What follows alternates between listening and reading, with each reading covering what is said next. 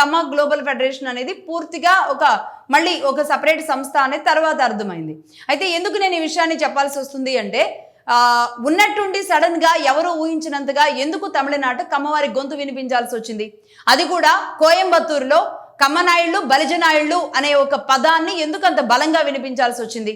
ఒక కమ్యూనిటీ ఒక సమావేశం పెట్టుకోవడం, వారి కష్టాలు బాధలు భరోసాలు భవిష్యత్తులో తమ నిర్ణయాలు చెప్పడం ఎవరు కూడా తప్పుపట్టరు. అయితే ఆ సభ ఆద్యంతం చూసిన వారికి ఒక్కటైతే అర్థమవుతుంది, ఒక్క టీటీడీ చైర్మన్ బిఆర్ నాయుడు గారు తప్ప అక్కడ అందరూ ఒక రకంగా రాజకీయాల గురించే మాట్లాడారు. కేజీఎఫ్ తో పాటుగా కేజీటీ కూడా రావాలి అన్నారు బిఆర్ నాయుడు గారు. కమ్మ గ్లోబల్ ఫెడరేషన్ మాత్రమే కాదు, కమ్మ గ్లోబల్ ట్రస్ట్ లాంటిది రావాలన్నారు.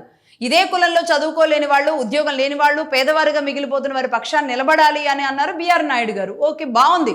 ఇది ఒక మంచి సలహా సూచన, మంచి ఆలోచించే విషయం కూడా. ఇక్కడే అసలు ఆలోచన కూడా మొదలవ్వాలి.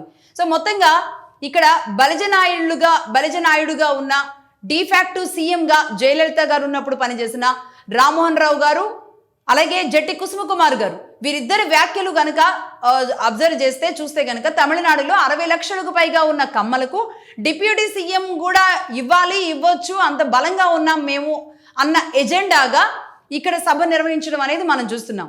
అంటే వ్యాపారాల్లో ఉన్న మమ్మల్ని రాజకీయ నాయకులుగా అందరూ వాడుకుంటున్నారు ఆర్థికంగా, రాజకీయ నాయకులు అందరూ వాడుకుంటున్నారు ఆర్థికంగా, మీడియాలో కూడా మమ్మల్ని రాజకీయంగా వారి ప్రచారాల కోసం వాడుకుంటున్నారు. కానీ మాకు పదవులు ఇవ్వడం లేదు, మేము ఒక మంచివారిగా ఉన్నాము అంటూ కూడా జట్టి కుసుమకుమార్ గారు కొన్ని విషయాలని ఆయన చెప్పడం మనం చూసాం.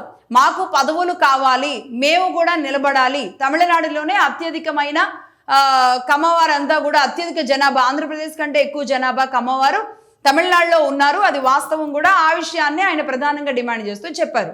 రైట్. అయితే అసలు ఇదంతా బాగానే ఉంది. ఎందుకు నిర్వహించాల్సి వచ్చింది, ఏంటి ఎజెండా ఏంటి అనేది పూర్తిగా ఒక రాజకీయ ఎజెండా అనేది అయితే పూర్తి క్లారిటీ ఉంది. అయితే అసలు తమిళనాడులో ఉన్న కమ్మనాయుళ్ళు కాపునాయుళ్ళ పరిస్థితి ఎలా ఉంటుంది, అక్కడ రాజకీయాలు ఎలా ఉంటాయి, ఏ పారామీటర్స్లో ఏ బేస్ మీద అక్కడ రాజకీయాలు నడుస్తాయో ప్రతి ఒక్కరికి తెలియాల్సిన అవసరం ఉంది. ఈరోజు అది ఒక్క క్యాస్ట్ కాదు, ఈ క్యాస్ట్ కాదు, పక్కనున్న రాష్ట్రం కాదు, ఎందుకంటే మనం ఇన్నాళ్ల పాటు మద్రాస్ ప్రావిన్స్లో భాగమై ఉన్నాం, దక్షిణ భారతదేశంలో అందరం భాగమై ఉన్నాం. ఆ తర్వాత విడిపోయాం. ఒక జనరేషన్కి అయితే అసలు తమిళనాడు, చెన్నై అంటేనే ఒక అసలు సంబంధం లేని రాష్ట్రం. కాబట్టి అక్కడున్న పరిస్థితులు, మనకున్న పరిస్థితులు, అసలు అక్కడున్న రాజకీయాలు, కులాలు, మన వాళ్ళు ఎప్పుడు అక్కడికి వెళ్ళారు, ఇక్కడ ఉన్న వాళ్ళంతా, ఇవన్నీ కూడా తెలియాల్సిన అవసరం ఉంది. ఈ నేపథ్యంలోనే నేను చిన్న బ్రీఫ్ స్టోరీ చెప్పబోతున్నా. తమిళనాడు జనాభా మొత్తం 7,73,00,000 మంది ఉన్నారు. ఇందులో తెలుగు వాళ్ళు 1,50,00,000 మంది జనాభా ఉన్నారు. అంటే అందులో బీసీలు 45.5, ఎంబీసీలు 23.6, ఎస్సీలు 20%, ఎస్టీలు 1.1, జనరల్ 3.4, 1 ఇయర్స్ 12 నుంచి 15% ఉన్నారు. అలాగే మేజర్గా కీ రోల్ పోషించే వాళ్ళు దళిత్స్, అంటే ఆది ద్రవిడ, పెరియార్, చక్కలియార్ అంటారు, వీళ్ళు 10% ఉన్నారు. అలాగే కొంగు వెళ్లలార్ గౌండర్స్, వీళ్ళు 7 నుంచి 10%, వీళ్ళు చాలా కీలకం. కొంగు వెళ్లలార్ గౌండర్స్ అనే వ్యక్తులు అక్కడ చాలా కీలకంగా ఉంటారు. అలాగే నాడార్స్ 6 నుంచి 8% ఉన్నారు. బ్రాహ్మిన్స్ 2 నుంచి 3% ఉన్నారు. ఈ లాస్ట్ లో నేను చెప్పిన బ్రాహ్మిన్స్, నాడయార్స్, దళిత్స్ వీళ్ళు ఎవరైతే ఉన్నారో వాళ్ళు కొంచెం కీ రోల్ పోషిస్తూ ఉంటారు ఇక్కడ ప్రస్తుత దీంట్లో. అంటే అది కులాలుగా కాదు, అది కూడా నేను నెక్స్ట్ చెప్తాను. ఇవన్నీ కూడా తమిళనాడు గవర్నమెంట్ 2024 జూన్లో అసెంబ్లీలో క్యాస్ట్ సెన్సెస్తో ఇచ్చిన డేటానే మేము తీసుకోవడం జరిగింది. ఇందులో బలిజనాయుళ్ళు, గవరనాయుళ్ళు, వీళ్ళని ఒకటే పేరుగా పిలుస్తూ ఉంటారు, గవరనాయుడు, బలిజనాయుడు.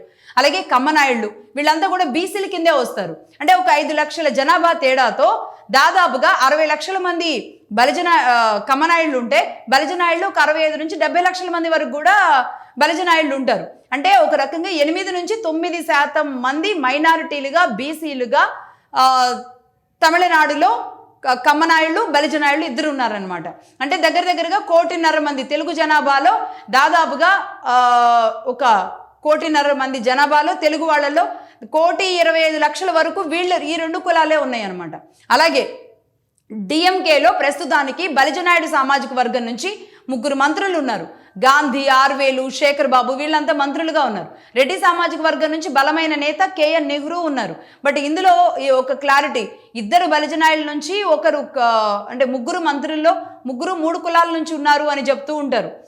శేఖర్ బాబు ఇక్కడ కమ్మ అంటారు, అలాగే వేలు వచ్చి ఆయన కాపు అంటారు. అలాగే రెడ్డి సామాజిక వర్గం నుంచి కూడా కేఎన్ నెహ్రూ ఉన్నారు అని చెప్తూ ఉంటారు. సో మొత్తంగా 11 మంది ఎమ్మెల్యేలు ఉన్నారు, 3 మంత్రులు ఉన్నారు, 2 ఎంపీలు ఉన్నారనమాట.